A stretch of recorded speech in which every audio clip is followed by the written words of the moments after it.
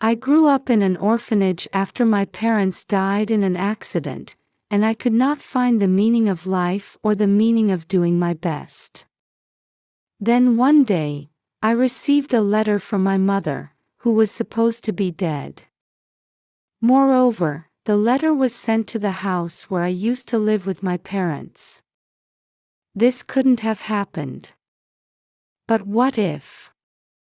After days of thinking about it, I went to the address where the letter had been sent.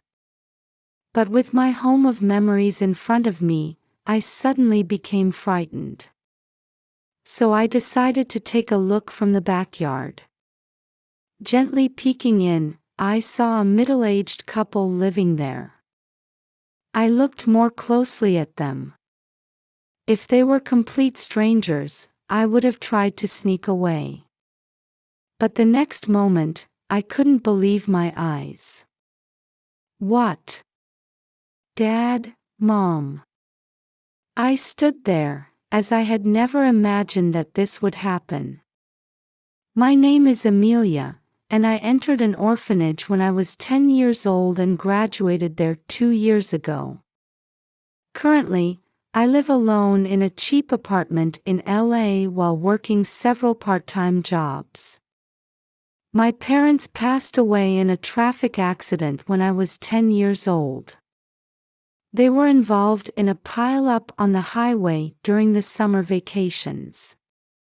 I was a passenger in that car, and thanks to the fact that I was sitting in the back seat, I miraculously survived.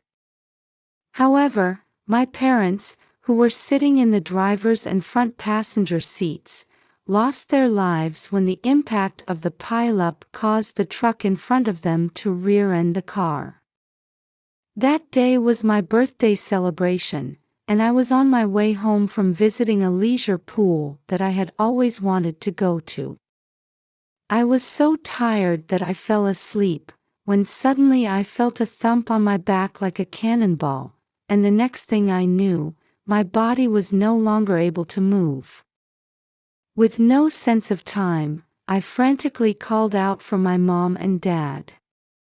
But with no answer from either of them, I lost consciousness, and the next time I woke up, I was on a hospital bed. The nurses who knew I was awake ran around busily, and the police and doctors came to my room one after another. All the while I wondered when my parents would come. Several times I asked the nurse, "Where are Mom and Dad?" but I was never quite sure because of the vague answers. My 10-year-old self thought, they must be in another hospital room.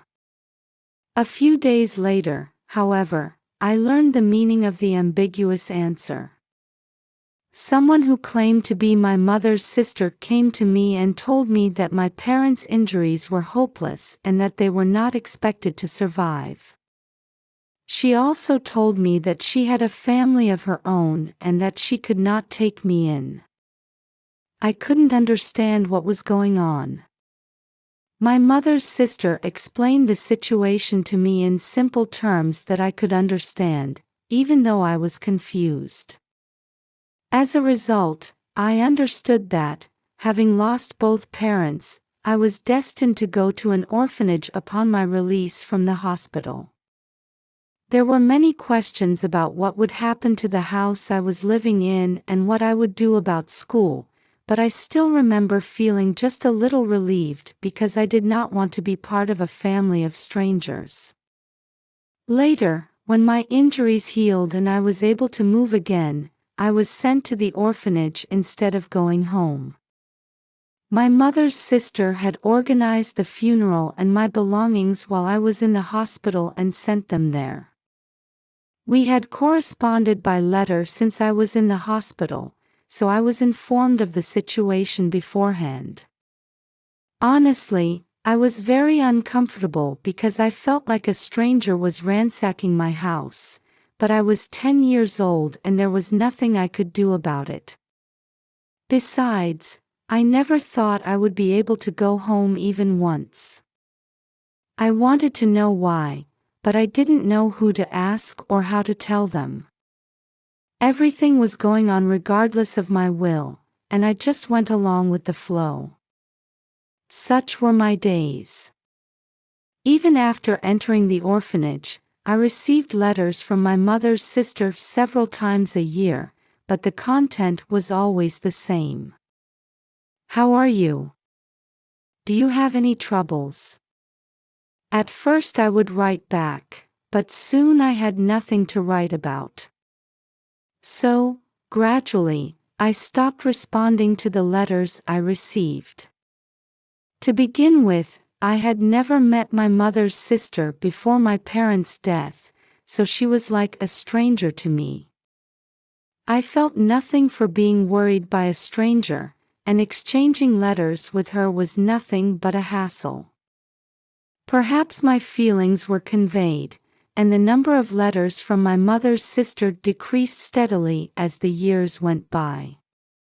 By the time I graduated from the orphanage, I had become so estranged from my mother's sister that I had forgotten even the existence of her letters. I always spent my days at the orphanage feeling as if I had been left behind in some strange world. Perhaps it was because the funeral was held while I was in the hospital and I came to the orphanage without ever going home, but it never felt real to me. Why am I here? Such a sense of alienation always haunted me. And as I grew older, that feeling of alienation remained with me as a sense of loneliness. There is nothing left for me. Since there is nothing left, there is no point in trying. In this way, I became tired of everything and lost all motivation. So, after graduating from high school, I left the orphanage and found a job, but I could not get used to the gap between myself and the people around me and the atmosphere at the workplace, so I quit it immediately. After that, I became a job hopper, but it didn't last long because I felt that I didn't belong at any of the places I worked. It took me longer and longer to find a new job, and in no time at all my small savings ran out. I was living on the edge of my life, barely scraping by with a day job. What was the point of living in such loneliness?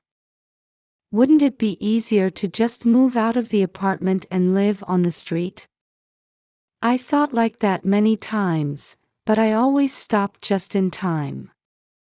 My father and mother would probably be sad if they knew I was living on the street.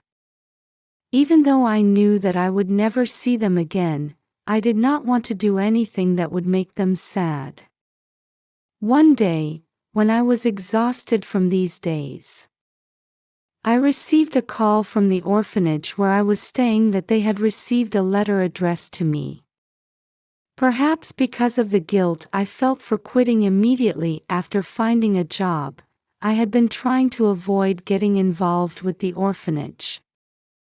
Therefore, I had intended to have the letter thrown away without accepting it.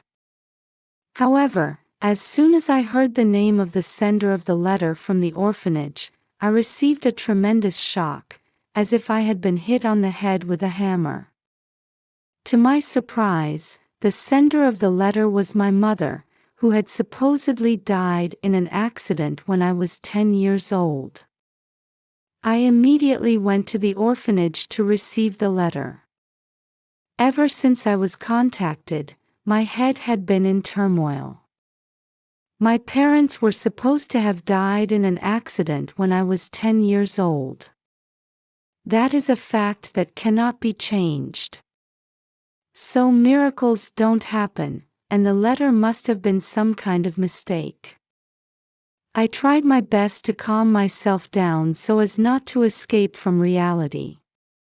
However, despite these feelings, the impossible hope that the accidental death was a mistake in the first place kept appearing in my mind.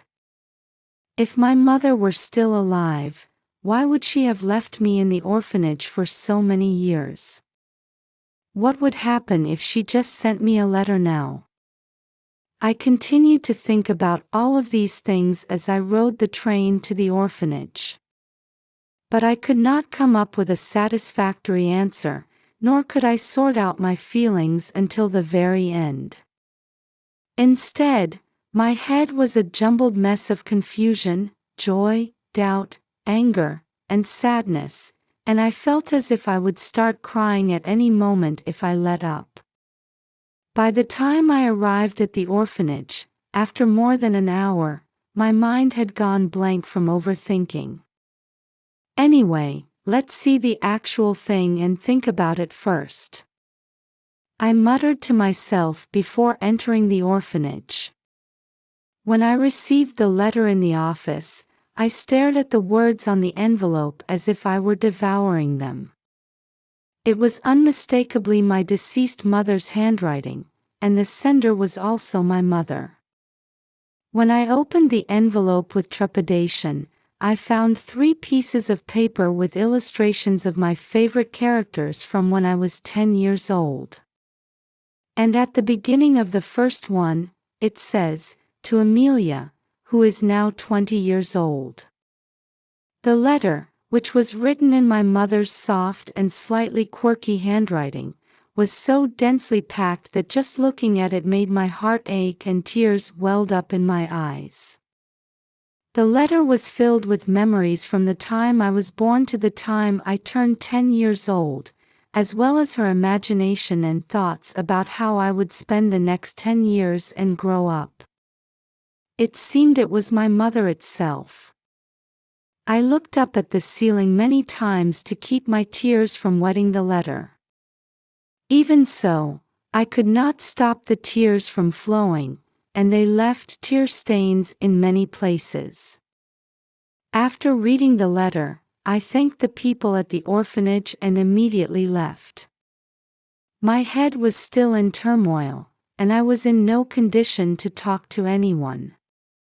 On the train home, I read the letter over and over again. I did it because I felt that I might be able to grasp something by reading it over and over again. As a result, I came to the conclusion that this letter was written before the accident. At the time, a special half-coming-of-age ceremony was in vogue to celebrate the age of 10. I remembered that I was very interested in the half-coming-of-age ceremony, which I had learned about in school. My mother probably wrote this letter to commemorate my turning 10 years old and to express her hopes and wishes for the future 10 years from then. The question is, who sent this? The first person that came to mind was my mother's sister. However, we have been estranged for years, and I don't see why she would bother to send a letter in my mother's name. Besides, the sender's address was the house I lived in when I was 10 years old. If my mother's sister were the sender, she would send a letter with her own name and her own home address. I don't think she would remember me either, since we are so far apart that I have forgotten about her. I wondered who else could it be, but no one came to mind. The image of my mother in the letter filled me with happiness and confusion. What is the right way to feel? What should I do after reading this? No matter how much I thought about it, I could not come up with any answers. Tired of thinking, I put the letter away in a drawer and decided to pretend that nothing had happened and return to my normal routine. However, as the days went by, I couldn't help but wonder about the existence of the letter. I thought about throwing it away, but when I saw my mother's letters on the envelope, I could never do that. In that case, I decided to go see the sender of this letter. I had nothing to begin with, so I would have nothing more to lose than I have now. Besides, I might be able to ask the sender of the letter to help me make a living. I may have been subconsciously hoping for something from the sender of the letter that would change my current life. On the train to my old address, I gazed absent-mindedly at the cityscape, which was so different from my memories. Where there were only farmyards and forests, there are now large shopping centers and many houses. At the station where I got off the train, a bus roundabout had been completed, and there was even a fashionable cafe. I thought to myself, is this another world I don't know, and tottered to the address on the letter. A few minutes later, however, I turned the corner of the street and gasped at the sight before me. It was the same residential area as I remembered it from 10 years ago, almost unchanged.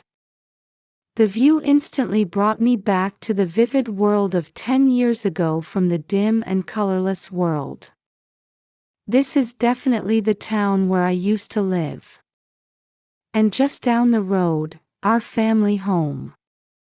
Before I knew it, I was running toward home.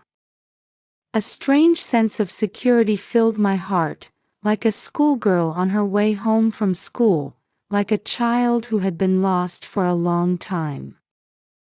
I ran with all my heart, and at the end of my run, I found my beloved home, just as I remembered it. The letter had come from home, after all. However, when I came to the house, I could not find the courage to press the intercom. The fear of what might happen outweighed my desire to find out the truth, and stopped me in my tracks. After pondering what to do, I decided to wait and see what happened, so I went around to the backyard.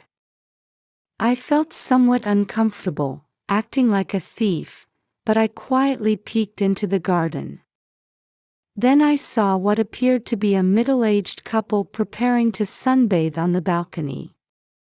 The man seemed to be in a wheelchair. I continued my observation to see if they were acquaintances. The couple's faces turned toward me for a moment as I could faintly hear them talking peacefully. The moment I saw their faces, I couldn't help but shout out. "What? Dad, Mom? They are not." As I stood there in surprise, the man in the wheelchair noticed me. "Amelia." The man muttered my name and suddenly began to cry loudly. I, on the other hand, was so shocked by the turn of events that I stopped thinking and couldn't move. The next moment, a woman who had returned home sensed the unusual atmosphere and came running out onto the balcony in a panic. Then she ran straight to the wheelchair and approached the man. The man was crying and pointing at me and saying something to the woman. The woman stared at me and suddenly smiled and said, "You are Amelia, right? Can you please come up so we can talk about something?" and invited me into her home. I was still not sure what was going on, but I had many questions I wanted to ask her.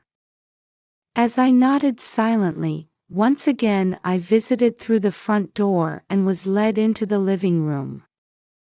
After that, I was introduced to the woman whose name was Susan.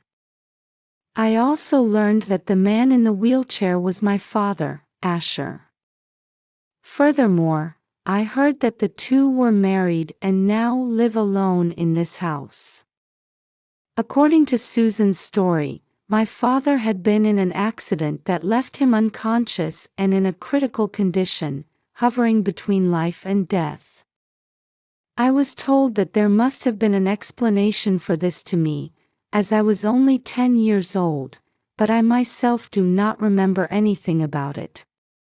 When I told Susan about it, she asked, "How was it explained to you?" I told her that my mother's sister had told me that the situation was hopeless and that there was no hope of survival. However, thinking back, it seems that my mother was the only one who was told who died. If so, why was my father presumed dead? With Susan's help, I spent hours reconciling my memories with the truth. As a result, I realized that I had been greatly mistaken. As a 10-year-old who did not understand that my father was unconscious after the accident, I felt a one-sided rejection toward my father, who had not come to see me for a long time. My dad never comes to see me. I think he's mad because my mom died because I said I wanted to go to the leisure pool. That's how I felt as a 10-year-old, and I thought my father hated me. I guess that somehow it turned into a memory that both my father and mother had died in an accident at the same time. This is my guess, but I think it was less painful for Amelia at the time to think that your father hated you than to think that they were both dead. Susan followed up by saying that, but I honestly felt sorry for my father. But at the same time, a question came to my mind. I was extremely afraid to ask, but I knew that if I didn't know, I would regret it for the rest of my life. I willingly asked Susan, "Why didn't my father come for me?" Susan thought for a moment and then gently looked over at my father. He nodded silently without saying anything, and as if on cue, Susan told us what had happened. Asher regained consciousness more than half a year after the accident. Half a year. That coincided with the time I was discharged from the hospital. He miraculously woke up, but it was several months after that when he was able to grasp the situation. It was not surprising that he woke up feeling as if he had slept overnight and it had been half a year since then. Furthermore, my father was left with a lot of disabilities in his memory, speech, and body due to the aftereffects of the accident. He was told by his doctor that he would never be able to return to his normal life. My mother's sister, who had originally heard that his recovery was hopeless, proceeded with the admission procedures to the orphanage as planned.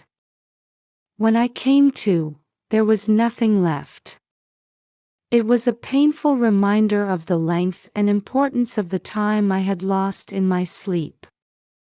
My father had tears in his eyes as he said this.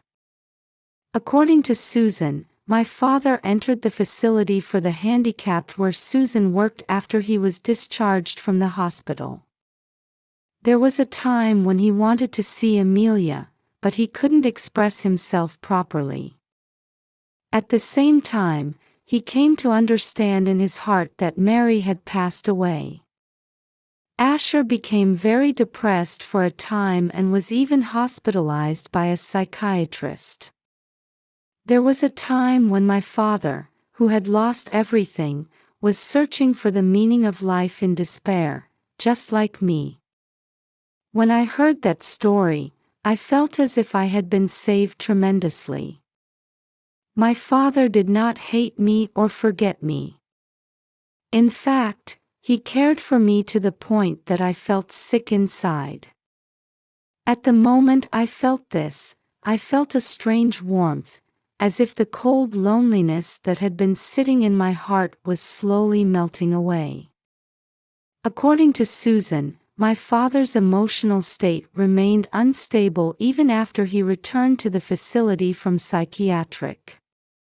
Not only did he refuse rehabilitation, but he also had many behavioral problems, such as not eating, not communicating what he wanted to say, hitting the staff, and throwing things. The staff gradually became more and more clerical in their dealings with my father. While my father was treated like a tumor in the facility, Susan was the one who faced him without a single unpleasant look on her face. Susan communicated with my father using handmade cards and a whiteboard to help him understand what he wanted to say. She also massaged his muscles every day to prevent them from stiffening and found time to visit him to practice conversation. To Susan, my father said, "I felt a trace of Mary. I thought Mary would be sad to see me in such a disheveled state, and I felt I had no choice but to do my best," he said and squeezed her hand. I could clearly sense that Susan was very important to my father. I felt a little envy toward them. I wished I had someone to support me as well. After that, my father did his rehabilitation every day as if he had been reborn, and he never hit the staff anymore. My father, who had not even tried to get out of bed at the time of admission, then went to the rehabilitation room by himself and even worked out on his own. It is like a miracle just to hear it from beside me. But the real miracle lay ahead. Thanks to the frantic rehabilitation, my father recovered to the point where he was able to lead an everyday life. He was able to leave the facility for the handicapped. The doctors were surprised that they had never seen someone recover like this before. My father said so, a little proudly. Next to my father, Susan was smiling happily. Her smile was just like my late mother's, and my heart was filled with a strange sense of nostalgia and warmth. Speaking of my mother, I had not yet heard about the letter. I took my mother's letter out of my bag and asked them how they had sent it to me. Then my father suddenly turned his head and fell silent. Susan, who couldn't bear to look at him, told me how she had sent the letter on my father's behalf. After our marriage, I was cleaning out the room and happened to find this letter. Asher had been thinking about Amelia for a long time, but he had been avoiding you because he felt he wasn't worthy of seeing you, so I convinced him that he should at least send you a letter. Susan's explanation finally connected the jumbled pieces in my head into one. It was all a prank of fate. Because of the accident and his disability, my father could not come to see me. I had assumed that my father was dead. We both felt lonely and led dimly lit lives. However, Susan and this letter left by my mother brought my father and me together. I never forgot about Amelia, but I felt sorry that I could not do anything for you for so long. I couldn't make up my mind that it would be a nuisance if I contacted you then. I'm really sorry. My father bowed deeply to me as he said this. When I heard about my father's past situation and suffering, I did not blame him at all. On the contrary, I was honestly happy to know that he had been thinking about me. Moreover, the fact that the timing of my father's desperation was the same as mine made me realize, in a strange way, that we were father and daughter, and I almost laughed a little. When I told Susan and my father about this, they both burst into tears and laughed. It was the first time in my life that I had seen warm tears. I looked out the window and saw the setting sun on the balcony. I told them that it was time to go home, and stood up. Then, in a panicked voice, my father stopped me. "Wait a minute. We've just met. I don't want to leave Amelia alone anymore. I don't know if I have the right to say this now, but I want to be a family again. Stay here, Amelia." My father bows his head pleadingly, shedding different tears than before. I was so happy inside that he was thinking about me that much, but at the same time, I couldn't shake off the fear that I would destroy his happiness with Susan. The feeling that I had to say no clashed with my desire to live with my father as is, and I was stuck. I stood there for a while, unable to answer anything. If I were your mother, do you think I would refuse? What? I stared at Susan's face at the sudden question. Susan was smiling gently at me, as if she could see right through my hesitant heart. Not only her smile, but also her generous and gentle care was just like my mother's. I felt as if my real mother pushed my back. I had the courage to be honest about my feelings. If it is okay with you if I am like this, please let me be your family. When I answered in a loud voice, my father looked up vigorously and was so excited and happy that I thought he was going to fall off his wheelchair. Seeing my father like that, I laughed out loud for the first time in 10 years. I was finally able to return to a world where I belonged. Half a year has passed since then. I am now studying English hard to become a flight attendant, which was my dream. Next year, I plan to take the entrance exam to enter a vocational school. Before I came back here, I had no motivation to do anything and had quit thinking about my dreams and future. However, when I was reunited with my father and had time to think about my future, my mother's letter guided me once again. At the end of that letter, she wrote, "What are you doing now? Did you become a flight attendant, which was your dream? No matter what the future holds, I'm rooting for you, Amelia." With my mother's kind thoughts in my heart, I decided to go ahead and pursue my dream. And I secretly hope to repay my father and Susan with my first salary someday.